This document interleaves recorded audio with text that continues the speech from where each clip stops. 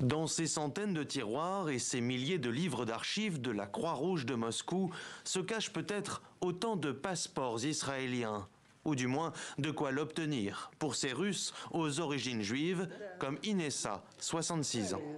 Je suis venue ici dans le but de trouver des documents qui confirmeraient l'endroit où se trouvaient mes proches pendant la Seconde Guerre mondiale. Mon fils envisage d'émigrer. S'il le fait, moi aussi je partirai. Depuis le début de l'offensive du Kremlin, les demandes d'immigration en Israël depuis l'Ukraine et la Russie ont triplé.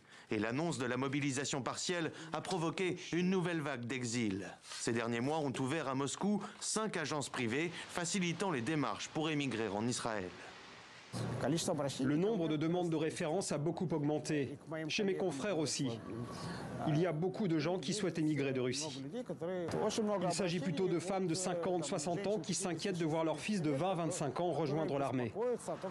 Selon les chiffres officiels, 600 000 Russes sont éligibles à la loi du retour. Ce dispositif qui permet à toute personne ayant au moins un grand-parent juif de s'installer en Israël et d'y obtenir la nationalité.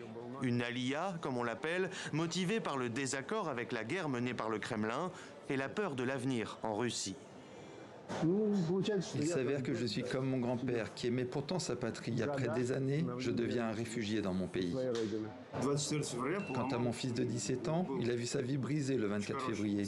Il avait pourtant de très bonnes perspectives ici. 2 médailles d'or, des victoires aux Olympiades russes de programmation informatique et une voie ouverte vers n'importe quelle université.